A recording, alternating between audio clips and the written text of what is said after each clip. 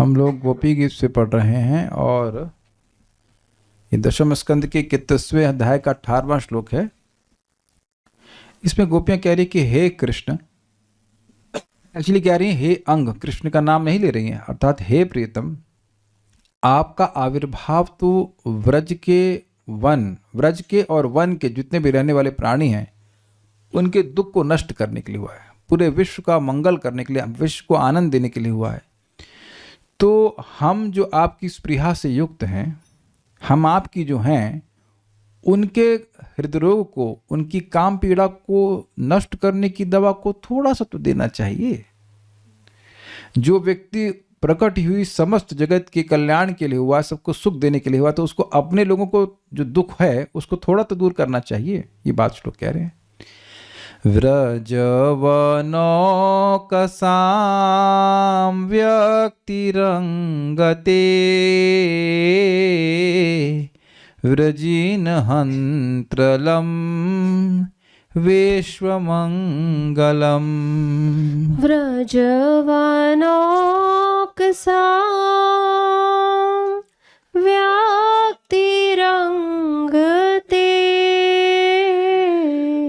व्रजिनहन्त्रलं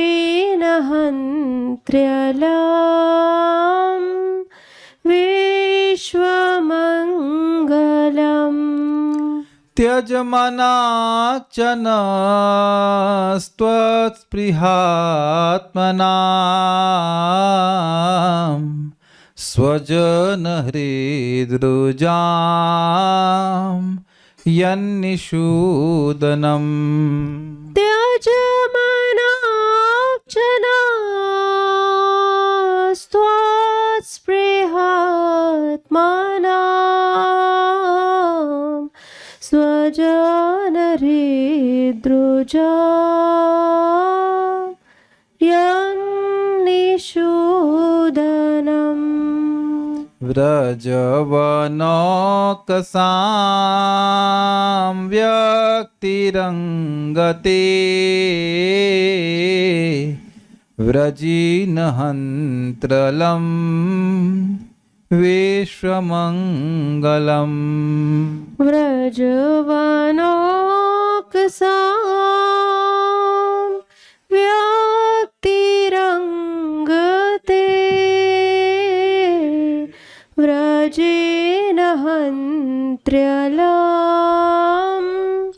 विश्वमङ्गलम्।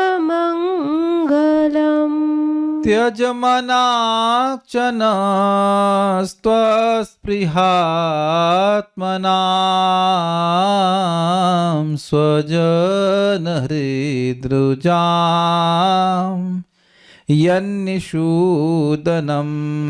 त्यजमनाचनस्त्वत्स्पृहात्मनां स्वजनहृद्रुजां यन्निषूदनम्। Okay. हे कृष्ण, तुम्हारा आविर्भाव व्रजवासियों के दुखों का संपूर्ण रूप से नाश करने वाला और विश्व का समस्त प्रकार से मंगल करने वाला है। एकमात्र तुम्हारी ही कामना करने वाला हमारा मन हृदरोग से पीड़ित हो रहा है। अतएव कृपणता का परित्याग कर अपने निज जन हमारे हृदरोग को दूर करने वाली औषधि को किंचित दान करो। तो इसमें कृपणता की बात कैसे आ गई? मान लिया जाए कि वह औषधि जो गोपियों के हृदरोग को दूर करने में समर्थ है वह अत्यंत मूल्यवान है, तो भी, क्योंकि पिछले श्लोकों में वीर कह चुकी है, तुम दानवीर हो, तो तुमको हमको ये औषधि देने में कंजूसी नहीं करनी चाहिए। क्यों? क्योंकि स्वजन, हम आपके स्वजन हैं। ये बात है, आपकी स्पृहा से युक्त हैं।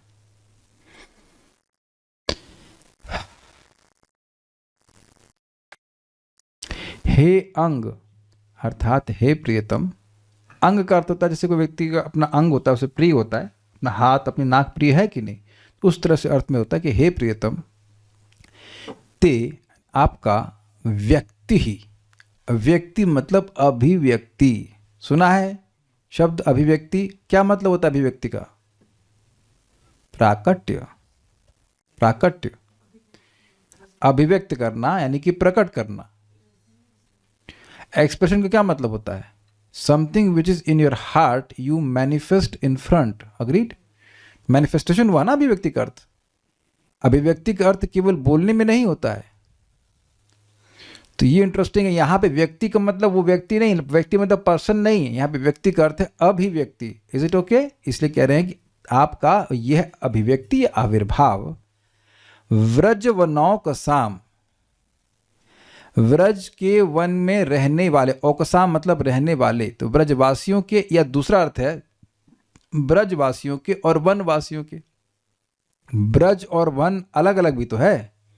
जहाँ पर गांवें रहती हैं सब उसको ब्रज कहते हैं, और जंगल में भी, तो भगवान ब्रज में भी रहते थे और जंगल में भी जाते थे। दोनों जगह के प्राणियों को सुख दिया करते थे कि नहीं करते थे?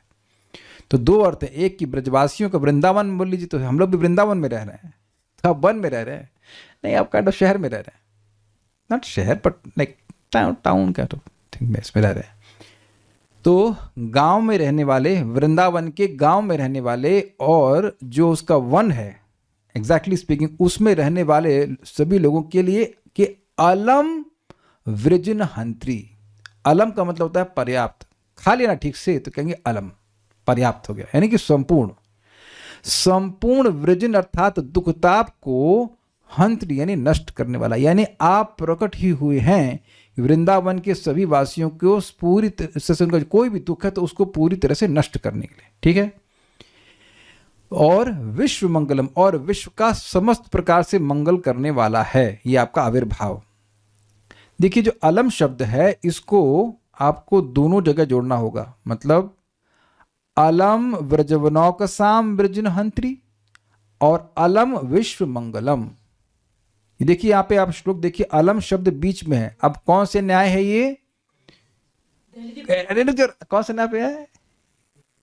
कैमुत्य लगा दिए ना, कैमुत्य नहीं है, देहली दीपक न्याय। क्या मतलब होता है? जैसे किचन है और रूम है, तो जनरली पहले ज़माने में ऐसा होता था, किचन में खाना बन रहा है और किचन से खाना बन करके, पहले क्या अभी भी ऐसे होता है, किचन से खाना बन रहा है, वहाँ से गरम गरम रोटी, जो बगल वाला रूम है उसमें लोग बैठे वहाँ पे खिला रहे हैं। मेरा बगल वाला रूम से मेरा मतलब बिल्कुल जो किचन से जुड़ा हुआ है। तो अब मान के लीजिए उस समय तो बिजली नहीं हुआ करती थी, तो एक दीपक को रख देते थे जिससे किचन में भी प्रकाश मिलता था और रूम में भी प्रकाश मिलता था। अब आप इस श्लोक को देखिए, व्रजिन हंत्री, उसके बाद अलम शब्द है और फिर विश्व मंगलम शब्द है।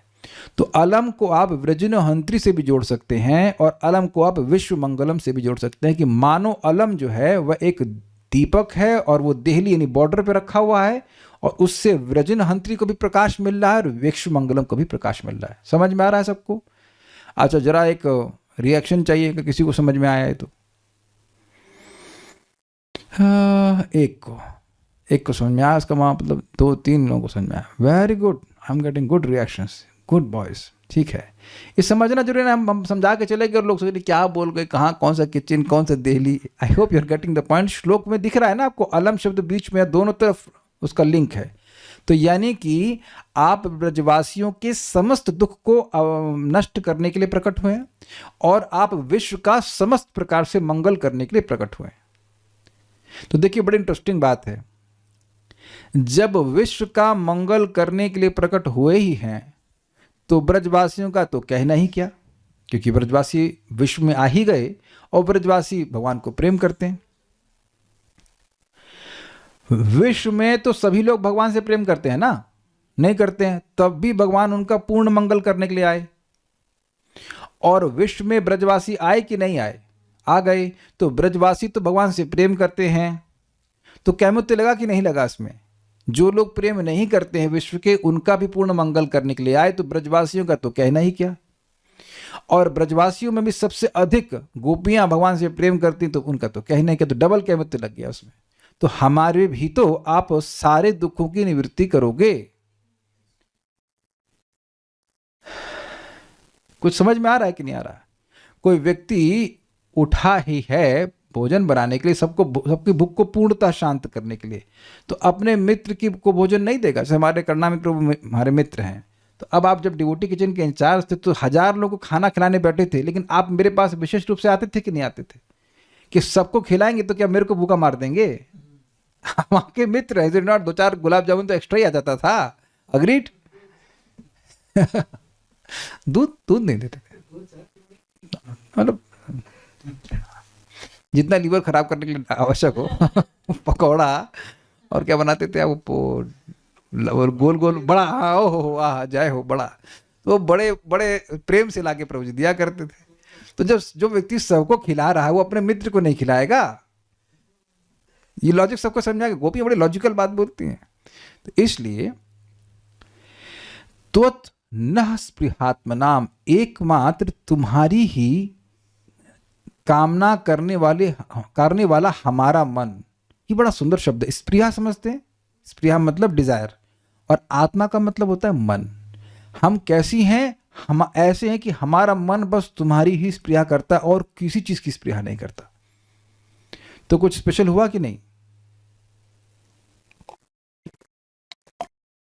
जो केवल भगवान की तरफ जिसका मन जा रहा है वो स्पेशल व्यक्ति हुआ कि नहीं? वो विश्व में सबसे स्पेशल हुआ कि नहीं?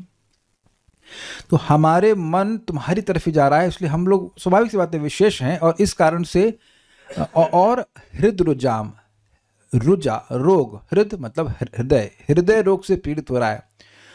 उनको हार्ट अटैक नहीं पड़ रहा है, हृदय रोग मतलब वही जिस लैंग्वेज में कह रही काम पीड़ा कह रही है, बट विरह पीड़ा, बेसिकली विरह पीड़ा से पीड़ित हो रहा है। यत मतलब होता है जो। इसलिए हम जो आपके स्वजन यानी निजजन हैं, आपकी हैं, उनको त्यज मनाक, त्यज मतलब त्यागना, मतलब देना। जब व्यक्ति कुछ त्यागता है तो कुछ देता है कि नहीं किसी को? पर किसी को कुछ दे रहे हैं तो अपने धन का त्याग नहीं कर रहे हैं। धन का, फल का, जो कुछ भी आप किसी को दे रहे हो तो अपने पास जो है वो दूसरे को देना है, उसको त्यागना कहते हैं। अग्रीड? और मनाक मतलब थोड़ा। तो आपके हम जो जन हैं उनको थोड़ी सी ऐसी औषधि दे दीजिए, निशूदनम, और इस रोग को दूर कर दीजिए। अच्छा, कौन सी औषधि है? ये बड़ी सुंदर टीका में बोला गया है कि यह नहीं कह रहे कि कौन सी औषधि दे दीजिए। इसका मतलब है कि आप जानते हैं कि कौन सी औषधि देना चाहिए। वैसे तो ठीक है, भगवान अपना संग देंगे तब होगा, लेकिन यहां श्लोक में नहीं कह रहे कि ये दीजिए वो दीजिए। कहीं दिखा इसमें लिखा कि ये दीजिए वो दीजिए? कहीं बस औषधि दीजिए। आप सबसे बड़े वैद्य हो। पिछले श्लोक में कहा गया धन्वंतरी शिरोमणि, पिछले में बोला धन्वंतरी शिरोमणि। धन्वंतरी शिरोमणि, धन्वंतरी ऐसे शिरोमणि है उसके भी शिरोमणि। तो आप सर्वश्रेष्ठ वैद्य हो, आप जानते हो कि इस हृदरोग की क्या औषधि, इसको खुले दिल से दीजिए, मतलब दीजिए, इसमें कंजूसी मत कीजिए, ये कहती हैं। आप इसकी टीका देखिएगा, टीका बड़ी जबरदस्त है। भावार्थ दीपिका। हे प्राण प्रीतम, ये अंग शब्द का अनुवाद है। तुम्हारा आविर्भाव पक्षपात रहित होकर व्रजवासी और वनवासी सभी के दुखों का संपूर्ण रूप से नाश करने वाला तथा विश्व को समस्त प्रकार के मंगल प्रदान करने वाला है। मतलब आप भेदभाव नहीं करते हो कि इसने मुझे दिया है तो मैं इसका कल्याण करूंगा और इसने मुझे नहीं दिया है तो मैं इसका कल्याण नहीं करूंगा। सभी का कल्याण करने के लिए भगवान आते हैं।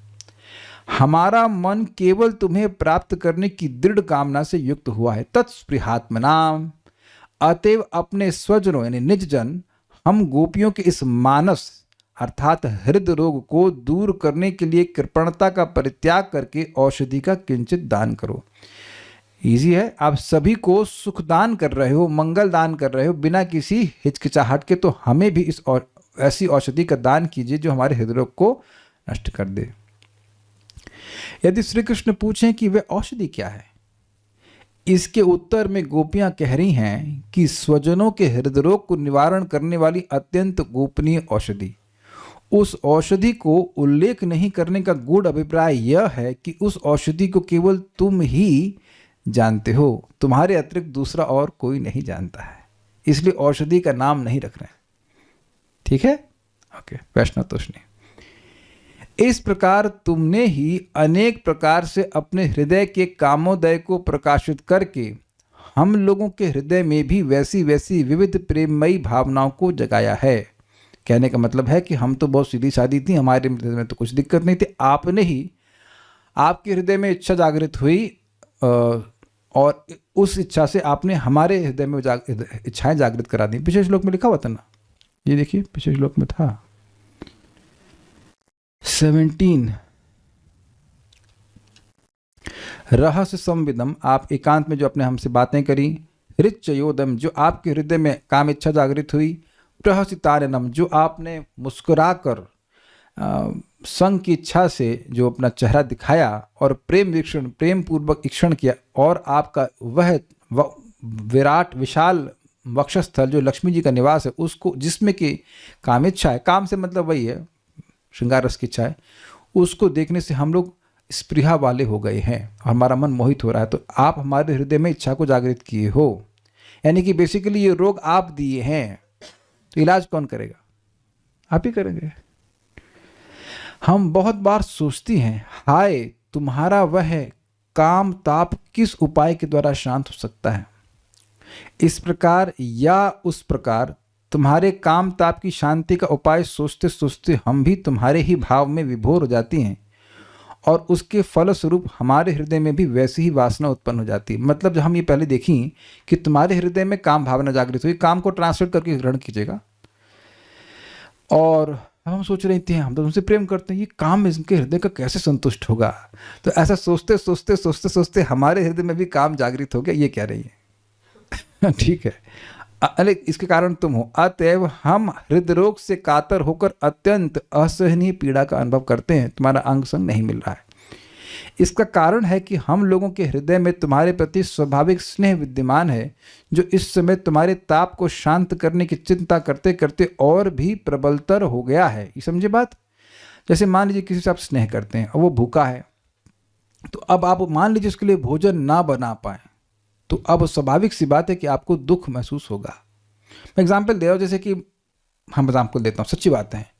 कभी कभी गौशाला में कोई लोग आ जाते थे, या हम उसको पूछ लेते थे कि हमारे बच्चे के लिए दूध मिल सकता है क्या, और वो ऐसे टाइम पे आते कि दूध अवेलेबल भी नहीं हुआ करता था, और कुछ पॉलिसी भी थी कि सुबह का दूध केवल भगवान के लिए जाता है, बड़ी सारी झमेले थे उसमें। तो अब अपने बच्चे के लिए दूध नहीं दे पा रहे हैं, तो माँ को कष्ट होगा कि नहीं होगा? माँ थोड़ा दूध पीना है उसको, मेरी भाषा समझ रहे हैं? माँ को दूध नहीं पीना है, लेकिन बच्चे को दूध की आवश्यकता है और वो नहीं दे पा रही है, तो उसको दुख होता है।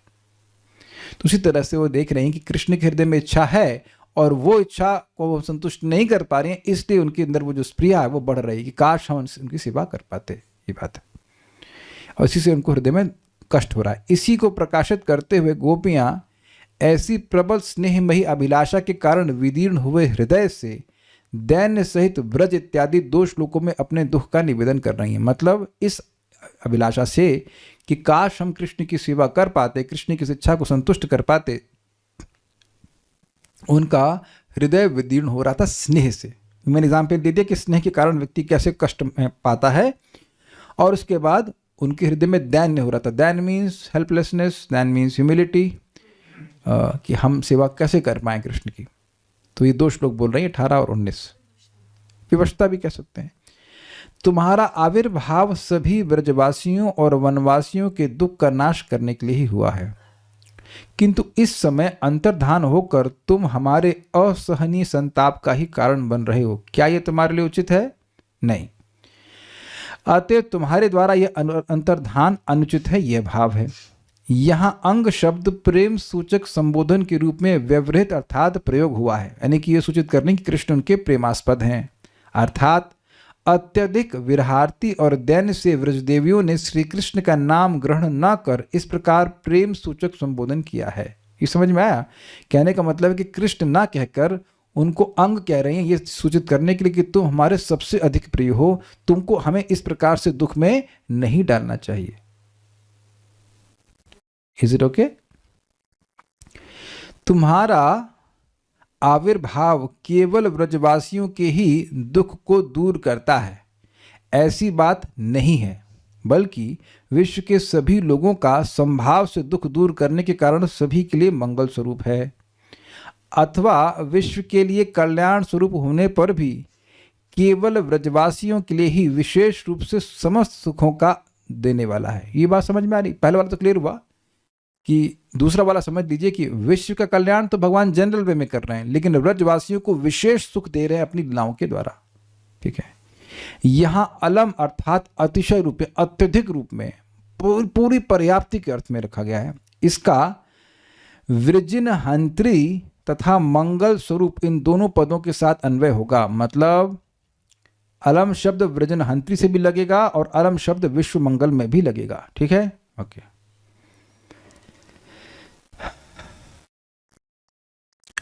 ऐसा करने से अर्थ होगा तुम्हारा आविर्भाव विश्व के लिए संपूर्ण रूप से मंगलप्रद है तथा ब्रजवासियों के समस्त दुखों का संपूर्ण रूप से विनाश करने वाला है। देहरी दीपक न्याय से हमने समझा दिया आप लोगों को। इसलिए कुछ ऐसा दान करो जिससे हम लोग का भी दुख दूर हो जाए, हो सके, क्योंकि हम लोग भी तो ब्रजवासियों में ही आते हैं।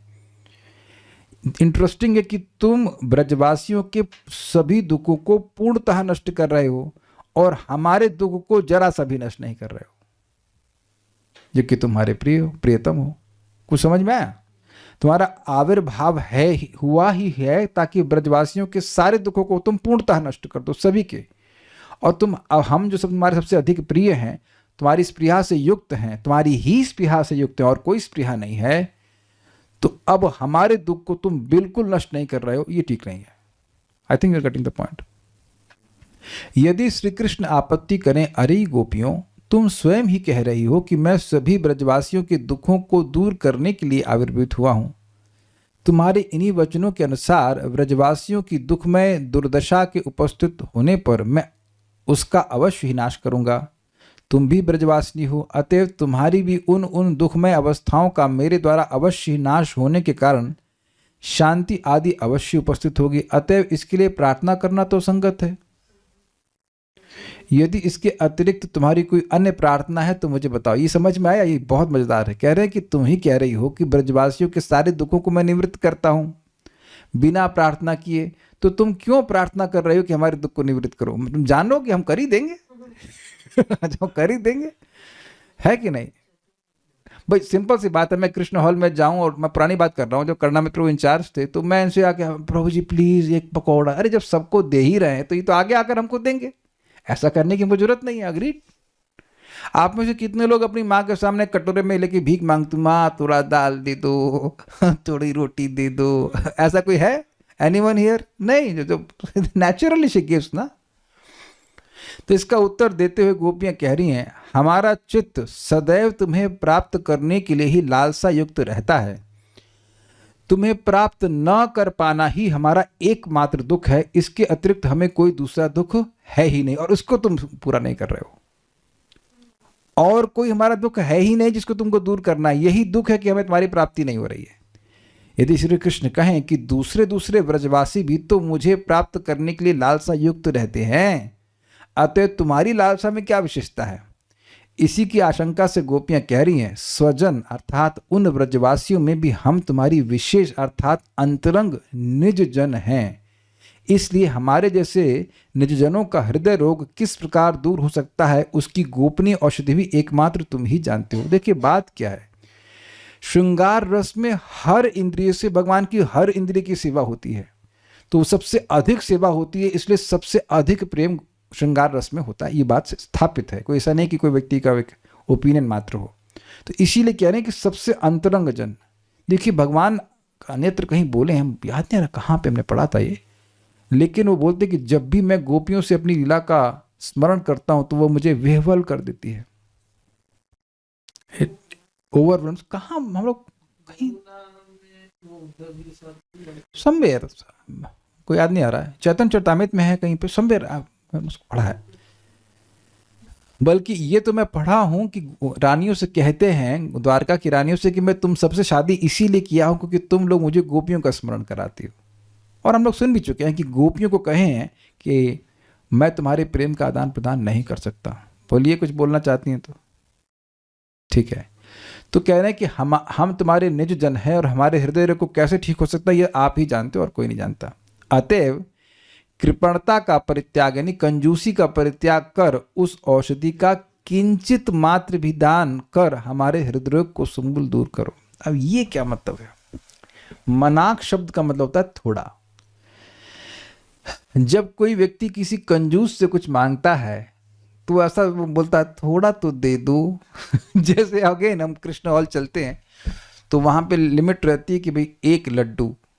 ये सब सुनने के बावजूद भी जो थोड़े भूखे होते हैं वो भक्त कहते हैं 1 तो दे दो।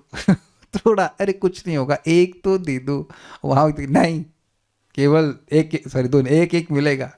और इंचार्ज पीते 4 5 अनलिमिटेड चल रहा है उनका।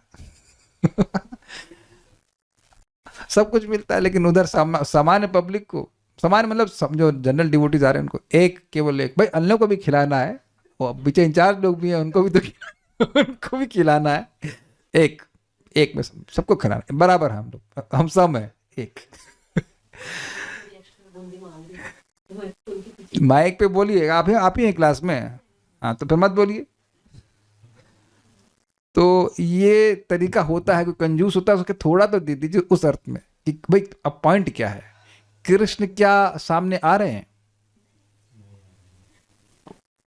और सारी गोपियों को क्या चाहिए कि कृष्ण सामने आ जाएं, तो किसी को थोड़ा सा भी नहीं दे रहे हैं।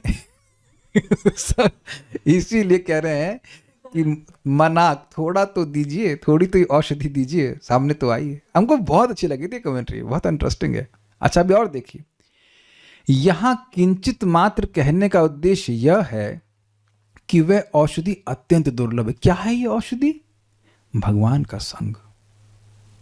ठीक है, इसलिए थोड़ा तो दीजिए। अथवा याचक की रीति के अनुसार गोपियां यद किंचित प्रार्थना कर रही हैं, क्योंकि याचक प्रार्थना करते समय यद किंचित थोड़ा सा ही दे दो ऐसी प्रार्थना किया करते हैं। जो भिखारी होते हैं वो ऐसे बोलते हैं, तुम 10 पैसा देगा वो 10 लाख देगा, ऐसे कुछ है ना, गरीबों की सुनो वो तुम्हारी सुनेगा, ऐसे कर कुछ आता है ना, तुम 10 रुपया दोगे वो 10 लाख देगा। तो they have this tendency to speak like this. वैसा बोलने की उनकी रीति ही होती है कि बोलते हैं कुछ तो दे दो, थोड़ा तो दे दो, इस याचक की रीति में मांग रहे हैं।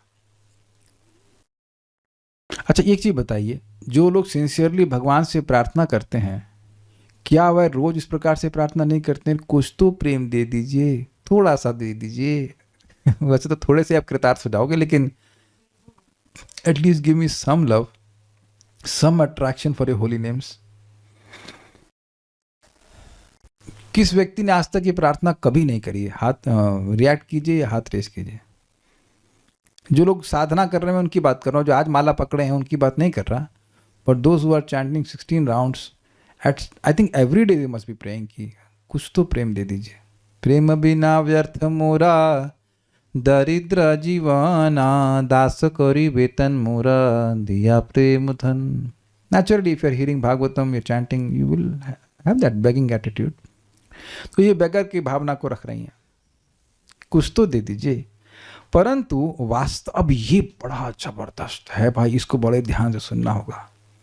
परंतु वास्तव में बहुवचनात्मक पद हृद रुजाम और निषूदन पद के निषेध सूचक नि उपसर्ग द्वारा क्रमशः निर्देश करते हुए कह रही हैं कि भगवत विषय कामनाओं या हृदय रोगों की कभी भी तृप्ति नहीं होती, अपितु वह सदैव नए नए भावों के द्वारा स्वाभाविक रूप से वर्धित होता रहता है। इस प्रकार वह हृदय रोग समस्त अवस्थाओं में 2 प्रकार से होना ही अभिप्रेत हुआ है। प्रथमतः तृप्तिहीन और द्वितीयतः नित्य नव रूपों में वर्धनशील। ये थोड़ा समझी बात हुआ क्या? जो मैं यहाँ से एक्सप्लेनेशन से समझ रहा हूँ, हृदय रुजाम मतलब हमारे हृदय रोगों को ठीक कीजिए। मतलब हृदय में एक रोग नहीं है, अनेक रोग हैं। स्पृहा कृष्ण की है, लेकिन वो स्पृहा अनेक प्रकार की है। जैसे समझिए, कृष्ण के आंखों को देखने की स्पृहा, कृष्ण की नाक को देखने की, कृष्ण के अधर को देखने की, कृष्ण के चरण को, कृष्ण के हाथ को देखने की स्पृहा। तो ओवरऑल सारी स्पृहा तो भगवान के संबंध में ही है, लेकिन स्पृहा तो बहुत सारी हो गई कि नहीं हो गई? आप लोगों के मन में नहीं आता है, अरे जप करें कि भागवत पढ़ें कि भगवान की सेवा करें कि विग्रह की सेवा करें, ये सब इच्छाएं आती ही होंगी ये जो लोग साधना कर रहे हैं। अभी एक भक्त आए थे, राधा शर्मा माता जी मैसेज करी, प्रभु जी वृंदावन जाते हैं बहुत कंफ्यूज हो जाते हैं। क्यों? मंगल आरती जाएं कि जप करें कि गुरु पूजा में जाएं कि क्लास में जाएं कि क्या करें, इज परिक्रमा में चले जाए, is so much to serve, there is so much opportunity to serve. ऐसा तो है नहीं आप प्रिय शर्मा माता जी आगरा में आप परिक्रमा में निकल जाएंगे दैट वो सेवा तो नहीं है ना आगरा में, वो तो है ही नहीं। कौन सा स्थान है वहाँ पे? संजय प्लेस, संजय प्लेस बोलते हैं क्या है? संजय प्लेस, तो संजय प्लेस की परिक्रमा करेंगे वो तो हाँ ताजमहल, ताजमहल की, चलो हम आ जाके ताजमहल की परिक्रमा करेंगे तो वह तो ऑप्शन है नहीं। मैं एक बोल रहा हूँ, is it not much options, लेकिन यहाँ कितनी सारी सेवा है। आप परिक्रमा कर सकते हो, आप परिक्रमा में भी मंदिर की परिक्रमा, वृंदावन की परिक्रमा, मथुरा की परिक्रमा, गोवर्धन की परिक्रमा, बरसाना की परिक्रमा, है ना बहुत सारे ऑप्शंस। सब कुछ कृष्ण विषय की है, लेकिन स्पृहा तो कृष्ण विषय की है, लेकिन उसके मल्टीपल भेद होगा कि नहीं होगा बहुत सारी चीजें ना।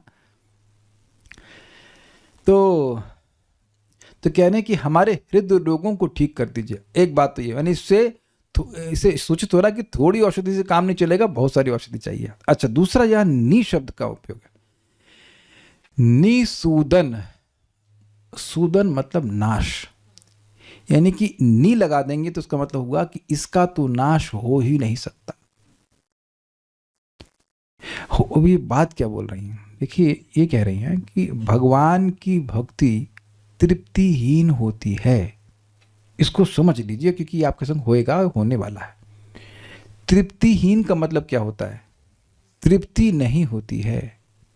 वयम तु ना वितृप्यामा उत्तम श्लोक विक्रमे यत् शृण्वताम रसज्ञानाम स्वादु स्वादु पदे पदे।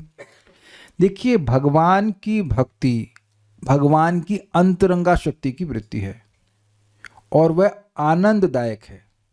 तो जब व्यक्ति भक्ति करता है तो सोचता है अभी तो मैं कम कर रहा हूं, मुझे ज्यादा करना चाहिए। तो अब वह इच्छा भी क्यों आ रही है? क्योंकि भगवान की अंतरंगा शक्ति का संपर्क है। ये प्रोत्साहन है। अभी मैं जो बोल रहा हूं प्लीज इसको एकदम समझ लीजिएगा ठीक से। ये अंतरंगा शक्ति का प्रोत्साहन है, ये आपकी भक्ति की कमी नहीं है। अगर ऐसा हो रहा है कि अरे मैं तो कुछ भक्ति कर ही नहीं पा रहा, जब आप भक्ति कर रहे हैं तब की बात कर रहा हूं, जब नहीं कर रहे तब की बात नहीं कर रहा हूं। जब भक्ति कर रहे हैं और मन में आ रहा है हम तो बहुत कम कर रहे हैं, हम तो कुछ नहीं कर रहे हैं, तो ये अंतरंगा शक्ति का प्रभाव है। क्या ये सबको समझ में आ रहा है? You are tasting bhakti and that's why the desire is increasing. ये आपको किसी दूसरे से प्रमाण लेने की जरूरत नहीं है कि आपकी प्रगति हो रही है कि नहीं हो रही है। मैं आज ये समझा रहा हूं, अगर आप ये समझ गए तो आप दोबारा किसी से पूछोगे नहीं कि आपकी प्रगति हो रही है कि नहीं हो रही है। इफ वी आर ऑफेंसलेस, अगर हम अपराध से बचने का प्रयास करते हैं तो भक्ति देवी का आशीर्वाद मिलता है। और आशीर्वाद किस रूप में आता है? तृप्तिहीनता के संबंध में, तृप्तिहीनता का आशीर्वाद। संतुष्टि मिलेगी लेकिन तृप्ति नहीं मिलेगी। इंग्लिश में कहते हैं there is satisfaction but not satiation, कि बहुत हो गया अब बंद करो। तो अगर भाव ये आ रहा है कि मेरे बड़ी भक्ति कर ली, बंद किया जाए, तो अभी कुछ अपराध बन रहा है, उसको ढूंढना चाहिए और उससे बचने का प्रयास करना चाहिए। अरे क्या वही क्लास, अरे क्या वही जप, तो अगर या वही मंगल आरती, क्या जाना वही भगवान तो अब अच्छा बोलते वही प्रसाद, वो तो नहीं बोलते हैं। लेकिन आप विचार कीजिए कि अगर कभी भूख ना हो, कोई बीमारी है, कुछ रोग है और भूख नहीं हो, तो सोचते हैं क्या यार खाना, आता है कि नहीं आता है? बुखार अगर किसी को हो जाए तो क्या खाना क्या खाएं, है ना? लेकिन बुखार जैसे जैसे हट जाता है व्यक्ति उपस्थित हो जाता है। वेदवादिनी जानती हैं कि जैसे ऑफरिंग हो गई, हम इससे पहले कि ऑफरिंग वहां तक लेके जाएं, मतलब भगवान से वापस नहीं, हम अपने प्लेट लेके बैठ जाते हैं, बशर्ते मेरे को भूख लगी हो। आपको याद हो कि रुचि की स्थिति, हम पहले मंगला वो साधन प्रेयर्स बोलना शुरू की थी, इससे पहले कि खलाएं उसको वापस में रखे। तो पॉइंट इज कि जब किसी को भूख नहीं लगी होती है तो क्या पूछता है, आज क्या बनाया है? और जब उसको कस की भूख लगती, लाओ जो लाओ खूब खा लेंगे, वो अच्छा लगता है उसको। Is it okay? तो ये अपने जीवन में स्वयं अनुभव करते हुए आप देखिए कि अगर आपका भक्ति का उत्साह बढ़ रहा है कि हम सुबह उठेंगे, हम नाम उच्चारण करेंगे, भगवान की कथा सुनेंगे, तो आप समझ लीजिए बिल्कुल क्लियर कि आप भक्ति में प्रगति कर रहे हैं। और अब अगर वही माला, क्या वही जाप थोड़ा पानी दे दीजिए तो अरे क्या है, तो अगर ये भावना आ रही है तो फिर व्यक्ति के भक्ति में कुछ दिक्कत आ रही है। और ये मैं आपको बता रहा हूं कि होता कैसे है, असत्संग से। और असत्संग में भी असत वार्ता वेशा शपच रमणीय हृदय स्पृशेत। हम कभी समय मिला ना तो विद कमेंट्रीज रघुनाथ दास गोस्वामी की मन शिक्षा को पढ़ाऊंगा, आप लोग प्रसन्न हो जाएंगे, बड़ा सुंदर है। जब असत वार्ता सुनते हैं तो वो कैसी है, कुत्ता खाने वाली एक, हाँ, कुत्ता खाने वाली वैश्या के समान है। वैश्या थोड़ा सा पैसा देती है, सॉरी, थोड़ा सुख देती है निकृष्ट, और हमारा सारा पैसा ले लेती है। तो जो भगवान की सेवा की स्प्रिया है वो इन सब फालतू की बातों से, जो भोग वासना की बात, भोग वार्ता है, उसको सुनने से, बोलने से वह समाप्त हो जाती है। एक भक्त हमको बोले कि उनकी इच्छा ही समाप्त हो गई भक्ति करने की, सुबह से शाम तक वो यही सब वार्ता करते रहते हैं, अब लौट के आते तो फिर सीरियल देखने लग जाते हैं। सो नाउ अपने पैरों पे खुद कुल्हाड़ी मारना है ना। देखिए जो लोग रोज कथा सुनते हैं, जो लोग रोज कथा सुनते हैं उनके मन में जप करने का उत्साह अपने आप बना रहता है। और शाम को, स्पेशली शाम को, अगर कोई व्यक्ति भौतिक वार्ता में संलग्न रहेगा, अगले दिन का जप खराब होना ही है। आप एक्सपेरिमेंट मत करना, बस विश्वास कर लो कि ऐसा होता ही है, हम करके देख चुके हैं। एनी बाय मिस्टेक और anything, any by whatever misfortune, any mundane talk which is not connected to Krishna, we do and our japa is finished. हमारा जप सुबह शुरू नहीं होता है, रात्रि में शुरू होता है। और वही आप कुछ ग्रंथ पढ़ते हुए, भगवान का स्मरण करते हुए निद्रा में प्रवेश करें, आप देखिए आपको उत्साह रहेगा। This is very dangerous. और दैट अत्याहार प्रयास, प्रजल्प जो है वो अनर्थों को बढ़ाने वाला होता है। तो हम सब बात पे बता रहे थे कि तृप्तिहीनता, जो व्यक्ति भगवान की भक्ति में लगा हुआ है सही प्रकार से, उसको अपने आप ही तृप्तिहीनता का अनुभव होगा, और ये बहुत अच्छे साइन हैं। दूसरा, नित्य नव रूपों में वर्धनशील, मतलब हृदय, बेसिकली इन लोगों को तो काम रूप कुछ है नहीं, काम नहीं है, सेवा की इच्छा है। तो अब वो सेवा की इच्छा भी भिन्न भिन्न रूपों में प्रकट होती है। तो ये कह रही हैं कि ये जो हृदय रोग है, ये बहुवचन का प्रयोग करने का मतलब है कि ये एक इच्छा समाप्त हो गई, समाप्त नहीं, एक सेवा करी, अब दूसरी सेवा की इच्छा आ गई। भगवान की सेवा तो डायनेमिक है ना, ऐसा तो नहीं कि केवल आपको जप ही करना है। जप कर लिया, फिर भागवत पढ़ने की इच्छा आ गई, फिर भगवान कुछ खाना बनाने की इच्छा आ गई, तो नए नए रूप में प्रकट हो रहा है कि नहीं। जैसे जगत में किसी को भोग भोगने की इच्छा हो तो वह अलग अलग रूपों में प्रकट होता है कि नहीं, छूने का, देखने का, स्पर्श करने का, इत्यादि इत्यादि बहुत सारे। तो भगवान की सेवा का प्रारूप भी अलग अलग प्रकार का होता है। यह हृदयरुजाम शब्द से सूचित हो रहा है। और निसूदनम मतलब ये इसकी तृप्ति नहीं, इसको नाश नहीं कर सकते, इसकी तृप्ति नहीं होती है। ओके, अतएव क्या हमारा यह रोग यत्किंचित औषधि से दूर होगा? क्या थोड़ी सी औषधि से दूर होगा? ना, यह तो बहुत इसके लिए औषधि चाहिए। भावार्थ यह है कि मुख से यत्किंचित प्रार्थना करने पर भी व्रजदेवियां कौशल से बहुत अधिक परिमाण में ही उस औषधि को प्राप्त करने की प्रार्थना कर रही हैं, अर्थात बहुत मात्रा में आपके संग की हमको जरूरत है, ये कहती हैं। सारार्थ दर्शनी, गोपियां और भी कह रही हैं, हम लोग निरपराध कुलवधू हैं, हमारी कोई गलती नहीं है। तुमने ही हम लोगों को वेणु गीत के द्वारा सम्मोहित करके रात्रि काल में इस वन में बुलाया है। तुम हमें स्वयं ही यहां बुलाकर उत्कंठा रूपी अग्नि में केवल हमारे प्राणों को दग्ध ही करोगे। तुम्हारा ऐसा उद्देश्य कदापि नहीं हो सकता है, किंतु अपना अंग संग दान कर हम लोगों के प्राण की रक्षा करना ही तुम्हारा उद्देश्य है। यदि श्री कृष्ण आपत्ति करें कि तुम ऐसा कैसे कह सकती हो, इसकी आशंका से गोपियां कह रही हैं, क्योंकि तुम्हारा आविर्भाव पक्षपात रहित होकर समस्त ब्रजवासियों का तथा संपूर्ण विश्व का सभी प्रकार से मंगल कर दुखों का निराश करने वाला है। अतएव तुम्हारे हृदय में हम लोगों के दर्शन से उत्पन्न जो महती इच्छा है उस इच्छा को पूर्ण करने के लिए अपने चित्त में अभिलाषा को पोषित करने वाली हम गोपियों को किंचित मात्र अर्थात अल्प परिमाण में कुछ तो प्रदान करो, अर्थात कृपणता का परित्याग कर कुछ दान करो। देखिए थोड़ी समझिए इस बात को। कह रही हैं कि देखिए हम लोग तो नहीं आती, हमारा कोई अपराध नहीं है, तुमने वेणु बजाकर हमें बुलाया, बुलाया नहीं सम्मोहित करके खींच लिया, तो हमें विश्वास है कि तुम हमको दुखी करने के लिए यहाँ नहीं बुलाए हो। समझ रहे हैं भाई, तुम हमको हमसे दूर होकर के हमको हमारे प्राणों को दग्ध कर दोगे, हमें मार दोगे, ऐसा तो ना करने वाले हो, बल्कि तुम तो अपना अंग संग दान करके हमारी रक्षा करोगे। तो अब मान लीजिए भगवान श्री कृष्ण के ऐसा कैसे आप गैस कर ली, तो कह रहे हैं क्योंकि आप विश्व का मंगल करने के लिए आए हैं, आप ब्रजवासियों को सुखी करने के लिए आए हैं, और हम तो आपकी प्रिय हैं। अब समझ में आ गया? ठीक है। निराश मीन्स दुखों को नष्ट करने वाले। अतः तुम्हारे हृदय में, ये तुमने पढ़ लिया।